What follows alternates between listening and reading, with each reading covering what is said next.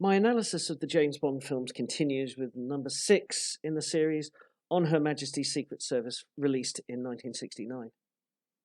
It has been said that only Nixon could go to China, and I'm going to paraphrase that by saying only Lazenby could be in On Her Majesty's Secret Service.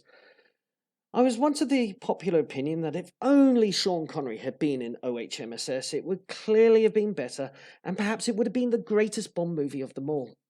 For years, I thought Lazenby was all right, and I didn't think he was awful as James Bond, which contrasted with a lot of other opinions that have become mainstream over the years. I remember at school there was a boy in my class who would get angry at the mere mention of George Lazenby's name. "That Australian!" he would yell, baring his teeth, and I'm not joking here. "He ruined it! He ruined it!" And it wasn't the only one who felt like that. Even though I wasn't that down on Lazenby, I still had numerous misgivings about his performance and bought into the whole wooden actor idea that was the norm. But I had a change of mind and heart some years ago when I watched OHMSS for about the 12th time. I don't think Sean would have been as good as George had he stayed on to do a 6th Bond movie in succession. There, I've said it. My reason for thinking this is because of something I mentioned in my review of You Only Live Twice, that Connery's Bond had now become iconic, and OHMSS would see the first attempt to deconstruct Bond and examine him from a different perspective. By the time Ian Fleming had written the novel, he had built up a backstory for the character that went beyond the snippets of information that had been parsimoniously given to the readers in previous stories. He had fleshed out the Bond character, going beyond the internal thoughts, tastes, and judgmental views he had, making him less of the cardboard booby he feared the character had become, and into someone with motives and reasons that lay deep in his past. However, by the time You Only Live Twice hit the cinemas in 1967, the movie Bond had solidified into a super spy and icon, where Connery's ability to give something new to the part had run dry. Had OHMSS been made after Goldfinger, as originally intended by Ian, then he might have pulled it off. But by the time Bond Mania had peaked, and then had almost gone into space on You Only Live Twice, it would have been too much of a lurch for a 39-year-old 5 Bond movie veteran like Sean Connery to pull off a love story and show Bond to be vulnerable. However, a 29-year-old newcomer to the role just might manage it. Lazenby's path to playing James Bond has been retold many times, mainly by the man himself, and you'd be forgiven for thinking he won the role just by being brazen, walking into the production office, and blagging the role despite his lack of acting experience. The reality is, he only blagged himself a screen test. There were other actors up for the part. Broccoli and Saltzman had arranged for a lengthy series of screen tests of 5 actors in late 1967 and early 1968. This shortlist is quite unusual for a number of reasons. The most obvious is the lack of any real star names among the hopefuls. About the best known and most experienced of the bunch was John Richardson, who had gained some fame in leading roles in Hammer films such as She and 1 Million Years BC. The others were all unknowns who had yet to land a big role. Looking at the photos of all of them during their screen tests, and sadly the film footage of these auditions hasn't found its way into the public domain yet, it is Lazenby who shines through. Even from looking at the still photos from his audition, there's a star quality, a poise and confidence about him that the others seem to lack.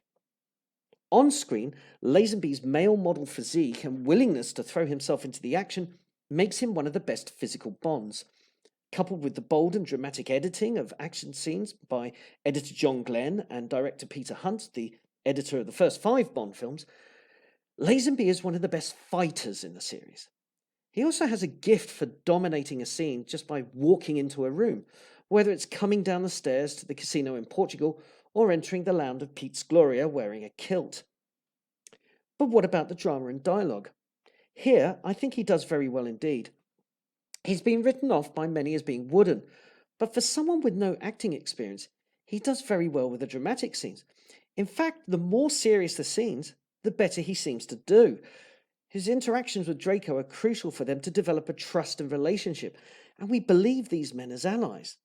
But it is Lazenby's scenes with Tracy, played impeccably by Diana Rigg, which stand out.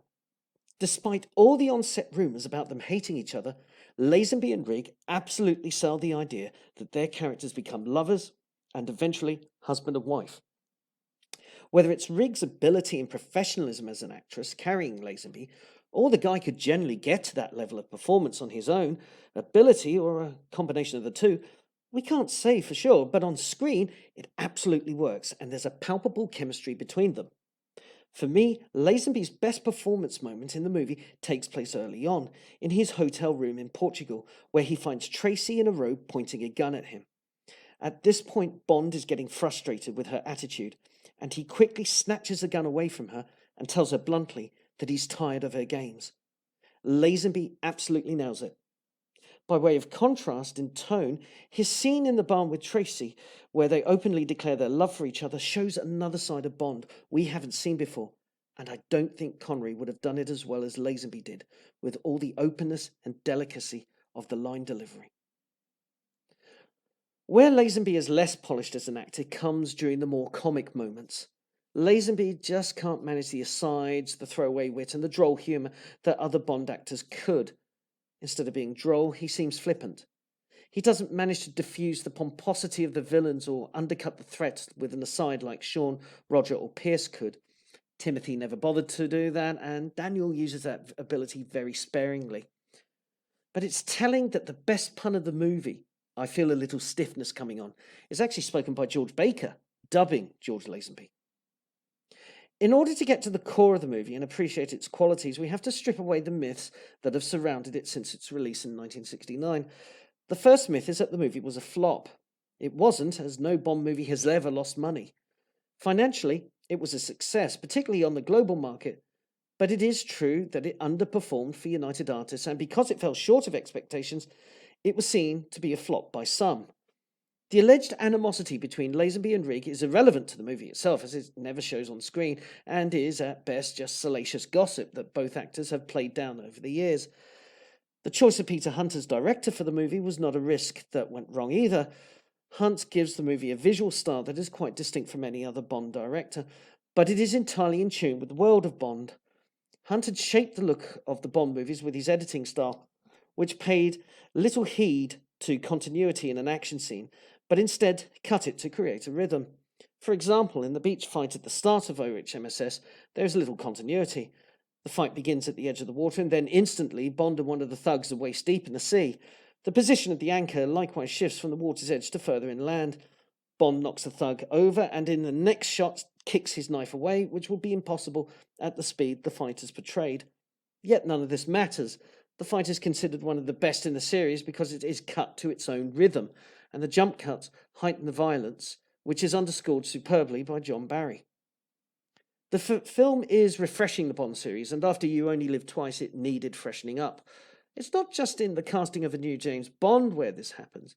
It's also the idea of returning Bond to a less outlandish story, where he genuinely falls in love to the point where he gets married.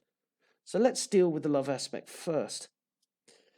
The movie gives us a trajectory of Bond's relationship with Tracy that starts with Bond's weakness for women who are emotionally hurt. We've seen this in the way he takes an interest in Honey Rider's backstory, but it's spelt out more in detail in Thunderball, particularly in the novel. Speaking of the novels, Vesper Lynd and Vivian Michelle are two other hurt women, birds with broken wings, that Bond feels instinctively protective of more than usual. Tracy is the epitome of the archetype. He sees her for the first time attempting suicide, and subsequently getting herself into more trouble at the casino in Estoril. He also knows that she has a powerful protection looking over her in the form of thugs who want to keep him away in a rather brutal manner. Bond is intrigued, but he also takes control and lets her know what kind of man he is. He's a white knight of sorts, but he's also a man who doesn't like mind games. He also shows a gentlemanly side of his nature to her at this stage.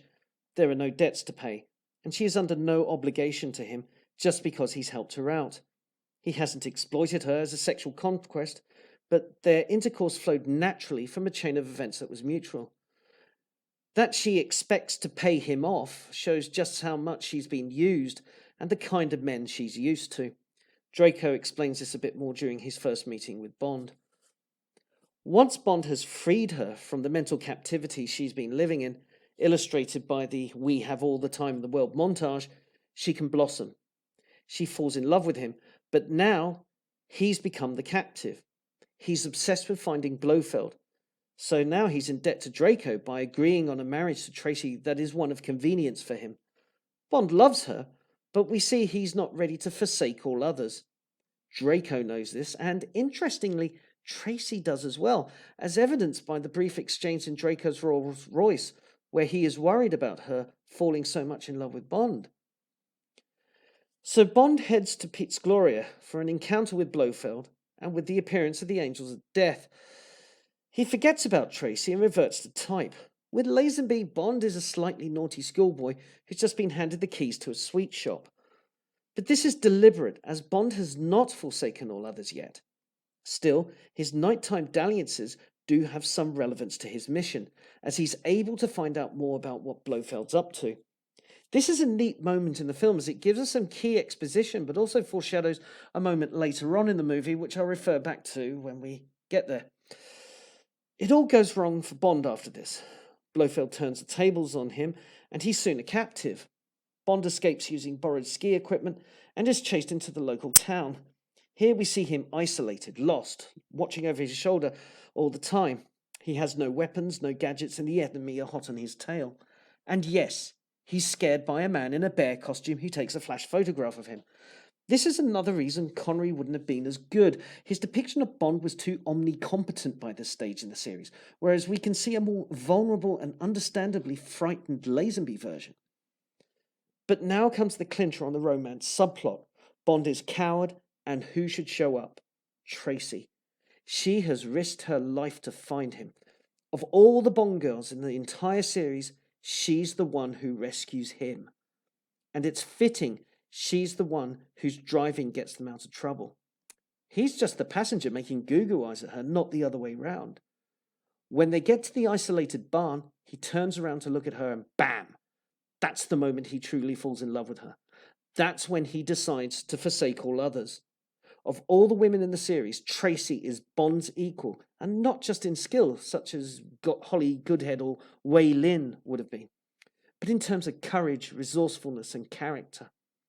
He realizes he needs her. And what follows makes sense, bearing in mind the trajectory of the story and the romance so far. After this mission, he must resign from the Secret Service. The information he has about Blofeld's plan came, in part, from seducing the women at Piz Gloria, but now Tracy is the one true love. He won't be able to act with the complete freedom and impunity he's used to working for MI6. The depiction of Tracy from this point on mirrors Bond. She's as capable as he is as a driver and a skier. When she's captured by Blofeld, she can be as flippant and as charming as Bond when in the presence of the villain. She teases Blofeld and he takes it. The only person she can't overpower is her father. However, Tracy has to die. Bond is still a captive at the end of the story, and we're his captors. We, the audience, the reader, demand he keeps having adventures for our enjoyment. The love between Bond and Tracy is so secure that it can resist outsiders within the story, but it can't resist the demands of the Bond audience, so she must die. Perhaps the sense of sadness felt at her death stirs the viewer because we're complicit in it. If that sounds like pretentious psychobabble, then bear in mind Ian Fleming felt the same way. He killed her off because the Bond saga had to continue, and in the end, it killed Fleming as well. So finally, we have a most unusual Bond movie with a one-time Bond, the one true love, a freewheeling first-time director, and a love song in a Bond epic. It's a quality movie which has improved with time and has come for the reappraisal it deserves. Even if fans are still divided over Lazenby, it's one of the most admired films in the series. At the time, however, it was not so admired. A section of the movie-going public couldn't accept anyone other than Sean Connery in the role, and that extended to the studio bosses. The negative press and rumours, coupled with Lazenby's bizarre off-camera antics, led to the movie underperforming at the box office, especially in the United States.